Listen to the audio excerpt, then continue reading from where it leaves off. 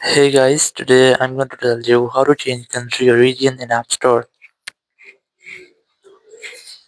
If you're using an iPhone or iPad and you want to change country or region in App Store, so let's see how can you do that. So now to do this, very first setting you have to check for some settings to prevent any kind of issue. Now you have to very first simply open your settings, go to general and just go to VPN and device management. You have to disconnect your VPN if you're connected.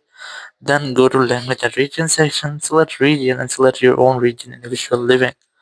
After selecting a region, simply go back and here go to date and time section and enable this toggle to set your date and time automatically. Again go back and go to software update and just try to update your software.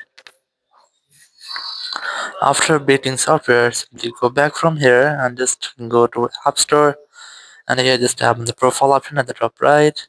Then tap on your Apple ID and here just verify yourself using your Face ID or your Apple ID password. Then select country or region option from here. And here you have to select your own country or region in which you're living or the country or region which you have just selected in your iPhone settings. I'm going to select this one here. I have already selected this. Now here you have to just tap on this continue option here, then tap on agree at the top right. Now on this screen you can add your payment method.